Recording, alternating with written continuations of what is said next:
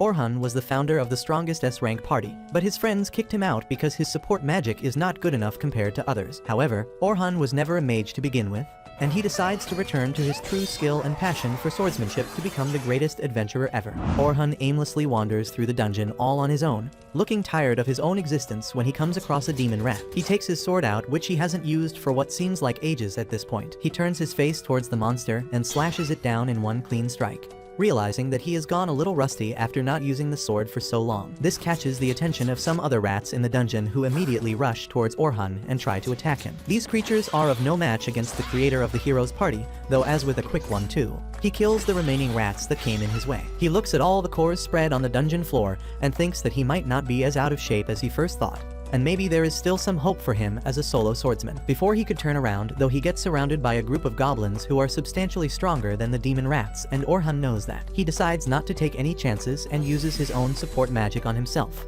boosting his strength for a short duration, making him tankier and his sword more dangerous. With that, the goblins attack Orhun, but they were no match against the speed and skills he had after being in an S-ranked party. He slaughtered them all one after the other while thinking about how he never really tried his own support magic on himself, and realizes how overpowered it makes him feel. He was about to let his guard down after killing the entire first wave, but before he could take a breather, a second wave of goblins attacked him head-on. Knowing that his support enchantment would wear off soon, he jumps headfirst and slashes through all the goblins that came in his way, even chasing one down at the end to send him down to hell. With that, his defensive enchantment wears off, and he realizes that his spell only works for 3 minutes of combat, which means that he needs to be careful about when and how he uses it. Just then, the third wave of these never-ending goblins enter the dungeon and rush towards Orhun at full speed, aiming for the kill, but Orhun manages to overpower them once again and starts killing them one by one. He soon realizes that his enchantment is about to end, so he uses the spell once again near the very end to continue his onslaught as he deals with the last few goblins of the horde. As he sees the life go out of the eyes of the last goblin, the memory of the evening still haunts him. He remembers again how Oliver entered his study alongside Anne and Derek and told him outright that they are going to kick him out of the hero's party. Orhun was left shocked as he tried to make sense of what was happening. He turned towards Oliver, asking what the hell is he talking about. They are supposed to be best friends, but Oliver stayed cold and calculated, telling him that just because he is a friend from the same village doesn't hide the fact that he is the most useless member of the team. Anne and Derek both chime in, claiming that all he is doing is slowing them down and holding them back from achieving greatness. Orhun's life flashes in front of him as he tries to make sense of the surreal situation. How can his best friend decide to kick him out of the party that he himself created? A party that became known as the Hero's Party because of how quickly they climbed through the dungeons and soon became one of the best parties in the entire country. Oliver reasons that during the last collaborative dungeon clearing mission, he observed other parties and how the enchanter of their group was so strong and capable of helping the other members, and compared to that, Orhun is utterly useless. Orhun couldn't believe his own ears as he snaps back, claiming that he is not an enchanter to begin with, and the only reason he took on the role was because no one in the party had any aptitude for magic. So he sacrificed his own position as a swordsman and started training as an enchanter, and even created his own style of magic to make up for the talent that he lacked as a support mage. Anne laughs in his face though, calling him a pathetic loser who is making excuses since Oliver was a much better swordsman than him to begin with. With that, Orhun turns towards Oliver as he was his last hope, but Oliver coldly tells him that they have even found a replacement enchanter as well, who will help them climb through the ranks and achieve greatness. Orhun finally accepts the new reality, and the fact that there is no place for him in this party anymore. With one final goodbye, he turns to leave when Anne laughs, claiming that he was never supposed to be in an S-ranked party anyways, since his swordsmanship and magic are both at an A rank, which means he is a pathetic jack of all trades, but master of nothing. Finally, he snaps back to reality as he walks ahead, thinking about the new style of fighting he has developed, which merges the traditional roles of a swordsman and a mage. He decides that he will continue being a jack of all trades, but at the same time he will master them all and show them what a giant mistake Oliver and the others made. Just as he was about to leave, a group of 4 adventurers rush into the teleportation room all out of breath. Their leader asks whether they were alright since they were not expecting so many orcs all at once. One of the members speaks up, claiming that they have left the girl behind though. The leader claims that he made the right call, as if they tried to help the girl they would have all died. And anyways, the girl just joined their party today, so he obviously prioritized his older friend. The wound of his own party abandoning him was too fresh in his mind, so Orhun turns towards the men and tells them that he hates people like them. One of the guys claims that they could have done nothing to help her, and one of them tries to attack Orhun, but he gets manhandled and swiped to the floor, as Orhun tells them to shut their ugly mugs and run away. With that, he turns towards the leader and angrily asks him where the hell did he leave the girl to die, and rushes off in that direction to save her. He finds her at the end of a cave where she was completely completely cornered against what seemed like an army of orcs. She kept backing against the wall with tears in her eye and used her defensive shield as the orcs advanced. Her shield wasn't able to stay up for long, though as soon the orc managed to break through the shield and were about to end her life, when Orhun jumps in and used his wind magic to push them back. The girl was shocked and dazed, but Orhun didn't waste a single moment as he took out his sword and ran at the orcs. The first orc tired pummeling him to the ground, but Orhun managed to block the attack easily, and with his own support magic as reinforcement he slashed through the orcs as if they were made out of butter. The girl stood there confused, wondering whether Orhun is a swordsman or a mage, as he used his reinforcement magic to enhance the sharpness of his blade before rushing at the orcs, chopping through their weapons and their bodies alike. He realizes that the guys were right, as they could have never handled so many orcs at once, but he would have rather died than leave a party member behind. With that thought, he slashed through dozens of monsters all at once. While the girl watched in awe, wondering who this man is, Orhun continued his killing spree, and with the second burst of attacks, he managed to cut through every single orc in the cave, leaving only their corpses and shiny cores behind. With that, he turns towards the redhead at the end of the cave, but finds her lying on the floor as the adrenaline wears out. By the time the sun started setting, they came out of the dungeon, and the redhead introduced herself as Sophia before asking him out to dinner as a gesture of thanks for saving her life. Orhun ends up accepting and follows her down to a tavern owned by the Silver Rabbits Guild. He realizes that she is from the guild itself, as she also had a crest on her cape, and realizes that she reminded her of someone but couldn't put a finger on it. Soon that confusion disappeared when Sophia introduced him to her older sister Selma, who Orhun already knew, as she was also an S-ranked enchanter from a different party. Selma was the strongest enchanter in the country, and she was the one who came up with a system of dividing the roles into the swordsman, who attacks, the tank who absorbs damage, and the mage who provides support. Shay eyes Orhun with disgust and tells him that she is going to call the FBI since her sister is just 14. Orhun immediately tells her that his name is not on the Epstein files so she can chill, while Sophia tells her sister that Orhun actually saved her life. Selma calms down a little after that and scolds her sister for going out on her own to a dungeon without telling her first. They soon start talking, and Orhun tells Selma that he was kicked out of the hero's party, so he is more or less a vagabond at this point. He immediately sees Selma's eyes twinkling, and he wonders whether she is thinking of recruiting him into her party.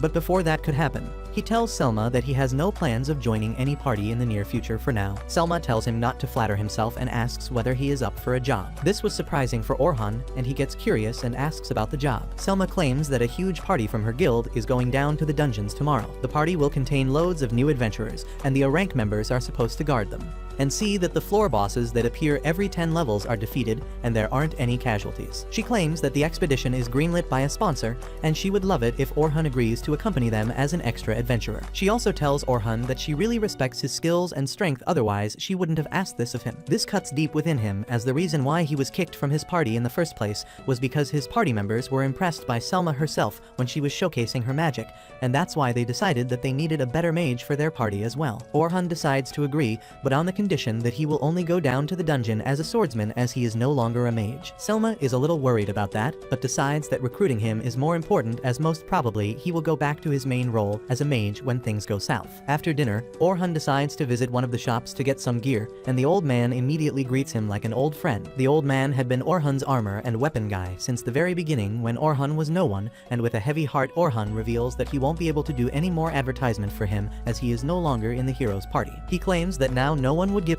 about what weapons he uses or where he goes to get his armor, and apologizes to the old man for letting him down. The old man simply smiles and thanks him for everything that he has done till date, claiming that people will still listen to him, as he is a genuinely nice person who is strong and will find a way back to the top once again. This surprisingly brings a tear to his eye as he realizes that someone is still counting on him, and he decides to give his all and rebuild himself from the ground up. The next morning, Orhun goes alongside Sophia to meet with the head of the Silver Rabbit clan, known as Vince. He welcomes Orhun to their clan building and introduces himself. Orhun replies that it is an honor for him to meet with the leader of such a powerful clan as the Silver Rabbits. Vince smiles at that, claiming that he doesn't need to be so on edge, as they are both equals. Vince claims that he is well aware of Orhun's achievements and knows that he was one of the key reasons why the hero's party was so successful. He reasons that they should keep the pleasantries aside and instead trying to figure out what the other person is actually thinking. They should focus their minds on the task at hand, which is this teaching expedition. Vince turns towards Selma for the explanation,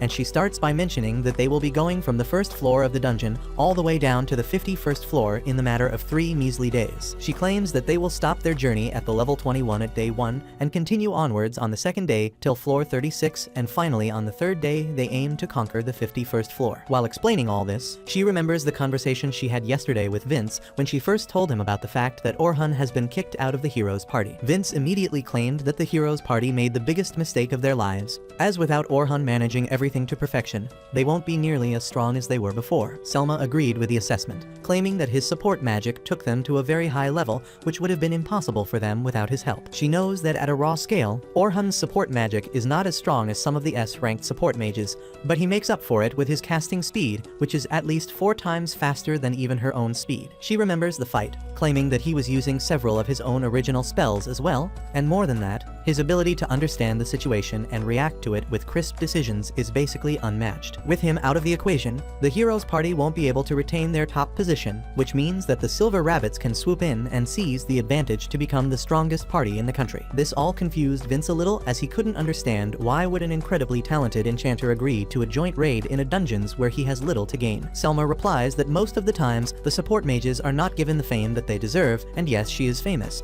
but that's just because her moves were flashy enough to catch their eyes, while the truly strong mages are left in the darkness with no renown of their own. She snaps back to reality when Orhun speaks up and asks to confirm that there are going to be 10 parties of rookies heading into the dungeons and 5 escorts, including Selma and himself. The rookies will deal with all the monsters in rotation, but if something out of the ordinary happens, the escorts will jump in to make sure that the rookies remain unhurt. He does find one thing confusing though, and asks why are there only 5 escorts? If their idea is to make sure the rookies have a safe experience, why not hire multiple A-rank parties instead of 5 separate S-rankers? Selma replies that the only reason they are not doing that is so that the rookies also experience the stress of going through a dungeon and not overestimate their abilities. Orhun doesn't really believe her explanation at all, but knows that they won't reveal their true motives to an outsider who is not affiliated to any clans. Regardless of that, Orhun decides to accept the quest as he has nothing better to do anyways. Vince seems happy about it and claims that he will be paid 2 gold pieces in advance, and 10 more at the completion of the task. This surprises him a little as he asks whether it's not too much, as that's basically a year's worth of money,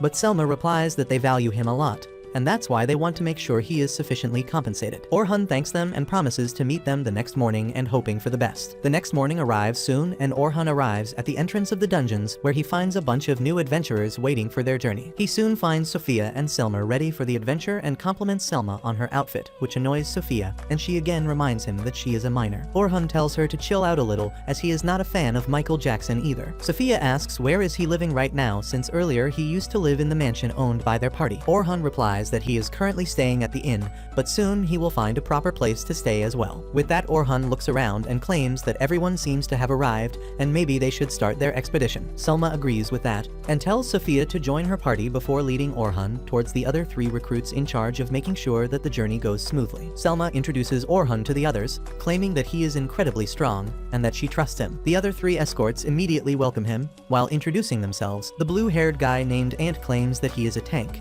and the blondie named Burn follows suit, claiming that he is a tank as well. The final short-haired girl turns out to be a healer named Kathy. Orhun immediately realizes that he is a front-line attacker and Selma, the enchanter, which make this a very well-rounded party of escorts. But he wonders what was their plan if he refused their offer to join. He thinks that there is definitely something fishy going on, but decides to push on for now and see how the things unfold. Soon, Selma collects all the Rockies in one place and introduces them to Orhun, claiming that they have gotten an incredibly strong helper for this journey, so they don't need to be scared about anything. She claims that Orhun has been to the 94th floor, which even she has yet to do, and he used to be the part of the heroes party itself, which makes him one of the strongest people in the country. This really hypes up the newbies, who immediately feel much more confident about this journey. But so much pressure starts making Orhun feel a little intimidated, since he now knows so many people are basically counting on him. With that out of the way, she tells the remaining escorts to take control of their parties, while she tells Orhun that he is going to lead the 10th party, which is the most promising one amongst them all. And she believes that with the right guidance, they can easily deal with even the middle-level dungeons. This again is a little confusing for Orhun, as he wonders why would she give the star party of the bunch to him, who is supposed to be an outsider. Regardless, he moves towards the 10th group and realizes that Sophia is in the same group. He asks whether anyone in their party is late, since he can only see 3 individuals, but a blonde boy named Logan claims that only the 3 of them belong to this party. This is a little out of the ordinary, since 3-man party is pretty rare, but the blondie replies that there are only 3 in the party since no one can keep up with them anyways. He claims to be the leader of the party, claiming that he is an enchanter who is going to become even better than Selma herself. Orhun immediately realizes that this boy has an attitude problem and wonders whether it will come to bite him in the end. But he moves ahead to the second girl for now. The girl introduces himself as Carol, who is a tank. But Orhun notices that she doesn't seem to have any armor on. He asks whether she will put it on once inside the dungeon, but she replies that she doesn't use any shields or armors. Orhun asks whether that means that she focuses on dodging more than blocking, and Carol replies that he is correct, as she doesn't want any monsters to touch him. Dodge-type tanks are pretty rare, as they usually use their incredible speed and skills to dodge and counter-attack the monsters up close. But that requires actual combat experience that this girl definitely doesn't have. He asks whether the clan didn't warn her of that before, but the blondie replies that the clan told Carol multiple times to act like a normal tank till she gets experience, but she simply ignored them. Orhun soon realized that this might be the star party, but at the same time, this also seems to be the problem party, which the escorts didn't want to deal with. Soon after that, the expedition finally starts, and they all enter the dungeons. Carol doesn't stop talking for even a moment and continues hounding Orhun about why he left the party, and he doesn't know how to shut her up. Their journey continues smoothly for now, thanks to Orhun setting up magical traps behind them that automatically deal with the lesser monsters, as he doesn't want to spend time on useless battles. Finally, they arrive at the 20th floor, and Orhun now has a better idea about his party. He realizes that the blondie is not all talk, and he actually has a substantial amount of skills as an enchanter, and can easily operate at the level of an A-rank party if he continues like this. But he is bad at giving directions, which is very important for an enchanter. Carol is incredibly fast, which she would need as a dodge-type defender. But there are two problems with her. She rushes directly at the monsters without a second thought when her primary role should be making sure their party is defended. And the second problem is that she uses two tiny daggers as her main weapon, which do fit her style but might now have enough destructive powers when it really matters. Sophia is the weakest amongst them all in terms of raw talent, but she is still above the skill level of a total rookie and doesn't have any major flaws, which makes her the most rounded person in the group. At the end of the cave, the escorts manage to defeat the level 20 floor boss, which means that they can move ahead to the 21st floor, which was their goal for the first day. After registering their ID cards as a proof for completion, they head out for the night to get some rest and continue onwards the next morning. When Orhun wakes up the next day though, he is devastated to find a newspaper, and on its front page his picture is posted for everyone to see, as the heroes party officially declare that they have kicked Orhun and have hired a new enchanter in his place. This hits him harder than he thought it would, but there is nothing he could do about it. So he moves outside to meet everyone else at the dungeon, wondering whether the rookies would behave differently after reading today's headline. On the way, however, he is stopped by a blue-haired girl who turns out to be Luna, the healer of the heroes party. He remembers how even during his last days, when everyone else was behaving coldly towards him, Luna was always smiling at him and ready to help. The day when he was kicked out, she was out on an errand. Otherwise, it wouldn't have been so easy for the others to push him out of the party. Luna immediately grabs Orhun's hands and begs him to come back, claiming that she will find a way to make the party understand how much they need him. She brings up their promise of clearing the Great Dungeon together, but that only pisses him off, as he declares that the promise was made by the three of them, together, including Oliver, and he is the one who kicked him out of the party. With a wounded heart, he turns around and tells Luna that he is never going to come back to that party ever again, and moves ahead towards the dungeon entrance. On the way, Orhun thinks about how he was banished from the heroes party, and that's what the newspaper clearly mentioned today, which means that all the new recruits probably are confused about what to think of him anymore. Especially considering that Selma hyped him so much for being from the heroes party, but now the truth came crashing down. He soon arrives at the dungeon entrance, where he finds all the rookies waiting to go in, but the entire energy has completely changed, clearly meaning that every single person here has already seen today's newspaper. The newbies talk amongst themselves about the fact that Orhun isn't in the heroes party anymore, while Logan thinks about how it would have been a different thing if Orhun left the party out of his own volition, but the fact that the paper clearly stated that Orhun was kicked out of the heroes party for being too weak completely changes everything. Orhun tries to greet the rookies, but he gets a mixed bag of a response from them, realizing that he is not as welcome here as he was just yesterday, all because of some stupid newspaper headlines. Just then, Selma arrives alongside Ant, Byrne, and Kathy, and immediately apologizes to Orhun for causing a misunderstanding, since she was the one who kind of pushed the fact that he used to be in the heroes party to put the rookies at ease. Orhun immediately tells her that this is no fault of hers, and she should hold her head up as high as ever, and lead the party into the dungeons while he provides support. Ant, Byrne, and Kathy chime in, claiming that it doesn't matter what the issue is between Orhun and the heroes party, The fact remains that Orhun is one of the very few people alive in this world who have gone to the 94th floor and lived to tell the tale. This gives Orhun some relief from the constant scrutiny, and he heads towards his party where Sophia and Carol bid him good morning with all their heart, but Logan seems to be a little hesitant and doesn't know how exactly should he treat Orhun. Orhun decides to break the ice himself and asks his party whether they saw the newspaper today, and both Sophia and Carol replied that they did see the newspaper, but it's not worth reading since it's full of lies. Logan, however, doesn't subscribe to Fox News, so he is used to hearing the truth and asks Orhun whether the newspaper told the truth. Orhun replies that technically the newspaper is the truth since he did get banished from the party on the account of him being too weak according to the other members of the party. He apologizes to them for not telling them about it from the get-go, claiming that he is not really the hero that everyone expects him to be. Sophia can't handle it anymore and replies that he is not telling the truth, claiming that he is super strong as she saw him take on a huge horde of orcs all alone and defeating them without breaking a single sweat. Orhun thanks her for believing in him and tells the rest of their party that even though he is not a party of the hero's party anymore, he is still capable enough to easily help them reach the 51st floor, and asks them to believe in him. The girls seem to be content with that, but Logan seems disappointed as he feels like he was betrayed. They soon enter the dungeons, and this day, the recruits are supposed to go from the 21st floor till the 35th floor. But even now, he is not supposed to give them any orders or guidance and just stay back and observe, only jumping in if things start getting too out of hand. Their journey continues smoothly as Carol deals with all the monsters on the 24th floor with the help of her twin daggers and her up-close and personal fighting style, while Sophia manages to deal with the bigger monsters on level 30, surprising even Orhun, who wonders whether he underestimated Sophia a little. Soon they move on to the 31st floor, which are the middle floors, and that means that now the rookies are in unknown territory and need the advice and help of their guides who are with them. This time, Orhun takes the lead and walks ahead of his party, making sure that nothing out of the ordinary is hiding on this floor, when he suddenly feels the presence of a bunch of goblins ahead and tells his party to get ready to fight. He also realizes that a stray orc has also seemingly wandered in the same area, which might make the fight a little tricky, but since his batch of rookies are pretty good at fighting, he has no worries about losing this battle. He immediately tells Carol to attack the goblins, while he tells Sophia to deal with the orc with the help of her long-range magical spells. They both follow his instructions as Sophia immediately jumps into attack mode and starts clashing against the goblins while Sophia gets ready to take on a goblin. Orhun then turns towards Logan, telling him to use his support magic, but before he could even control his sentence, Logan already creates a bunch of magical circles and starts casting agility spells at Carol to help her get an advantage against the goblins. Logan still isn't fully convinced that a person like Orhun should be guiding him in anything, especially since he thinks Orhun's advice is so simple that anyone in his position would do the same. Suddenly things get a little more tricky, though, as the orc triggers Sophia's PTSD and she starts panicking against it, not readying herself for an attack. This could spell disaster for them all, since even Logan is busy with his magic spells focusing on Carol. He helplessly looks at Orhun, wondering what kind of a guide is he, and why isn't he helping Sophia when he suddenly spots Orhun creating a magical sign, which decreases the speed of the orc by a lot. He then moves towards Sophia and tells her to take her time and aim true, as she is much stronger than an orc and shouldn't be afraid of it. Sophia takes a deep breath and then produces a huge fireball which completely destroys the orc into smithereens, surprising everyone in her party including Orhun,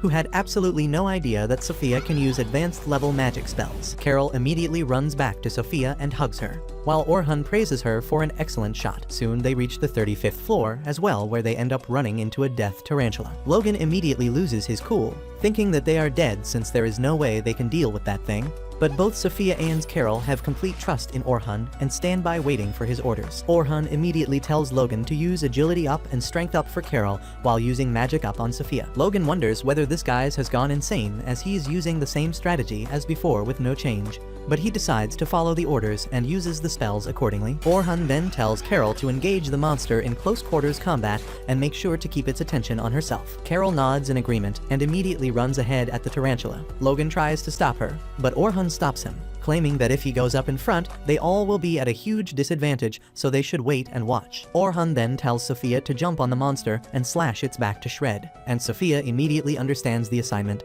jumping on top of its head and running her blade on it from front to back. Orhun then tells her to keep its attention to her, but she has to be careful as the spider is venomous, so she must dodge all the attacks without fail. The spider starts trying to stab Carol with its pointy legs, but she keeps dodging the attacks one after the other and even deflecting some of the attacks back, surprising the monster. Orhun tells Logan that he needs to continue his spells on Carol, as her life is in his hands at this point. With that, he turns towards Sophia and asks her to pin the monster down. Sophia immediately understands the assignment and uses her arrow cutter ability to slash its legs down, forcing it to fall on the ground. Carol starts celebrating, but Orhun tells her to be careful as the battle is not over yet. The advice came out too late, though, as the spider monster wasn't dead yet, and uses its webs to grab Carol and starts pulling her towards itself. Orhun immediately tells Logan to give Carol a strength up and speed up, which he does without further arguments, but Carol starts panicking and fails to free herself from the web, begging Orhun for help. Orhun tells Sophia to ready her rock arrow and uses a sharpness enhanced spell on her knives, which gives her the boost she needed to break free from the grasp of this monster. Sophia immediately follows it up by her rock arrow spell, which completely nukes the monster, killing it immediately. With that, their expedition for the day rolls down to an end, and Orhun praises Logan for his use of his support spells, as without those, his party wouldn't have been able to win today's battles. By the time they exit the caves, the sun starts setting and Selma congratulates all the rookies on their achievements till date, claiming that they have all done a terrific job till now and the last step of their journey will happen tomorrow, so they need to rest and eat properly. With that, they all depart their own ways when Orhun is stopped by Ant and Burn, who call him out for a lunch, and after thinking for a while, Orhun accepts the offer as it's not every day. Someone offers to treat him on their way back to the city. Logan asks Sophia about the encounter she had where Orhun first saved her life and asks about the specifics, like what kind of spells was he using. Sophia tries to remember and replies that he used a wind blast first and then also used some magic to enhance his sword before slicing each and every orc into shreds. Logan realizes that something is very different about Orhun, since today he noticed that Orhun very casually used a spell to reduce the agility of the orc, which was moving towards Sophia. These kind of magic spells are known as debuffs, and are incredibly hard to do. Even the most incredibly talented mages like Selma herself can barely use a single debuff in a couple of days, that too with a bunch of prep. Moreover, Orhun acted like a perfect spellcaster, and knew when to use what aspect of a spell in a team fight. He knew when the exact timings of each enhancements would wear off, and even used preemptive spells to predict the movements of the enemy. This makes Logan realize that he got Orhun completely wrong, and he is not just a normal mage, but an actual genius. Back in the city, Orhun gets down at a tavern with Burn and Ant, and they tell him to order anything he wants as it will be on them. They then start asking him about his actual role, as he used to be an enchanter in the heroes party, but now he claims to be swordsman. Orhun replies that he was always a swordsman, ever since he saw his grandfather slay a huge beast that once wandered into the village. He got it stuck in his mind that no matter what he will become a swordsman, and that wish came true for a while, as he was a swordsman in the heroes party. But then as they started moving to the lower levels, their pace started to slow down a little as the intensity and strength of the monsters they were encountering was increasing. At the same time, Selma popularized the team strategy where everyone depended on the enchanter for decisions, so they themselves decided to follow the same strategy. Unfortunately, since their entire party had no person with the affinity to become an enchanter, their best choice was Orhun, and for the sake of the party, he decided to let go his podium as a swordsman and became an enchanter. He starts thinking bitterly that how the heroes party has zero chances of clearing the next levels anymore, but decides that it's not worth it to think about all that anymore. He then tells the boys that he now wants to become the most well-rounded swordsman who can deal with even the lower level floors on his own without the need of any party, not knowing that the very next day, the heroes party was going to pay him a visit in the very dungeons he aimed to conquer. The next morning, Orhun goes on towards the cave, thinking about how this is going to be the last day of him leading the young party, and spots his Sophia and the others waiting for him not far off from the entrance. They all greet him warmly, and he can already feel that the party seems to have more confidence in him today than they had the last day. Even Logan seems to be much more receptive and trusting of him. Carol speaks up, claiming that since today is the last day, Sophia wanted to say something to him, and starts elbowing Sophia, pushing her to speak her mind. But Sophia seems intimidated and too shy to say her true feelings. It turns out that while taking a bath last night, Sophia ended up telling Carol that she wants Orhun to stay in the Night Rabbit clan and help them reach the top. Before she could bring herself to speak her heart to Orhun though, he ends up being called by Selma and tells Sophia that he will talk to her later before leaving. While walking towards the rest of the guides, he ends up overhearing a bunch of rookies that the heroes party is going to the dungeons today as well, and they are going to do a trial run with their new party to make sure that they are all working in sync. Orhun wonders which floor are they going to try, and he soon learns that they are not going to the deepest floor, which is the 94th floor, but instead they are only going to start from the 92nd floor to make sure that their new party is working as it should. Orhun is shocked at hearing this, as he doesn't think that the heroes party should start at the 92nd floor, especially with a new candidate instead of him, and they should instead try to go through some of the lower floors first to get a sense of their teamwork. At the end, he decides that it's a complete waste of time for him to think about the heroes party, and instead he should focus on what he is here to achieve. Back on the 92nd floor, Oliver, the leader of the party, hypes his team up, claiming that they should have no issues clearing through these dungeons, but still they should be on their guard. He then turns towards the newest member of their party, Philly, who is a green-haired enchanted. The tank tells her to show her what she can do, while the idiot mage chimes in that Philly is not a jack-of-all-trades jackass like Orhun, so they shouldn't have any issues. Oliver then turns towards Luna, who hasn't said a word yet out of silent defiance, as she never wanted Orhun to leave. But Oliver believes that after this dungeon run, even Luna will have to agree that their decision was correct and Orhun was the problem. It turns out that Luna wasn't even a part of the plan that Oliver and the others hatched to kick Orhun out of the gang. She only got to know about it the evening when Oliver was congratulating Philly for making it into the party and threw a welcome party in her honor. Anne and Derek both made fun of Orhun, claiming that now that they have a real enchanter, instead of a good-for-nothing jack-of-all, they should complete the dungeon and make it to the 100th floor in no time. Anne even told Philly that apparently they have a shit ton of money, but Orhun was so careful with the spending that he never really went all out on anything for their personal needs. Philly gets a little uncomfortable, asking whether the party funds are not for just the party and not for any personal use. But Anne waves her thoughts away by claiming that they had loads of money, and what good is money for if you don't even know how to spend it. Oliver speaks up in the middle though, and tells them that they should be done with the Orhun talks by now and move on, as he is irrelevant for them at this point. Just as they raise their glasses in the honor of Philly joining their party, Luna walks in the room out of breath and tell Oliver that she needs to speak with him. Suddenly, she notices Philly, who she doesn't even know at this point, and asks Oliver whether they can speak in private. Oliver tells her that they can and should speak right here in front of everyone. So Luna has no choice and tells them that she just heard that Orhun is going to a raid with the Night Silver Rabbits and asks how can it even be possible. Derek and Anne both are confused as Anne asks how can he join the Night Silver Rabbits within 3 days, even though they told him how weak he was. Derek claims that he must still be waving around his S-rank badge, which he owes to this party, and that's how he got the job. Luna is confused and asks what the hell are they talking about, when Oliver tells her to calm down and listen. Before he could continue though, Anne budges in the conversation and tells Luna that the good-for-nothing jack of all Orhun left the party 3 days ago. The news of Orhun leaving the party stuns her, and she wonders out loud whether Orhun finally gave up on them. But Derek, the giant idiot, opens his big mouth and tells her that it's the other way. Orhun didn't leave the party. They are the ones who forcefully kicked him out of the party as he was a loser. Luna is shocked and turns towards Oliver asking whether this is the truth. Oliver calmly replies that they are telling the truth and tries to introduce her to Philly, the new member. Luna immediately cuts him off though, claiming that she made it clear that she will oppose anyone taking Orhun's place, which annoys the Zero-ick tank, who screams at her to shut up as the new member is trying to greet her. Oliver calms Derek down though and tries to reason with Luna, claiming that Orhun is not good enough for their party anymore, and he would just be weighing them down at this point. Luna claims that she doesn't agree to any of this, as Orhun is the core of the party, and she is the main reason they ever even got this far in the first place, and tells Oliver that there is no way they could make it any further without him. And the ass chimes in that she is the only one who thinks that Orhun was anything special, and anyways nothing could be done now, as the decision has already been made and Orhun has been kicked out. Oliver tells Luna that they need to talk about immediate plans right now and claims that since this is the first time they would all be working alongside Philly,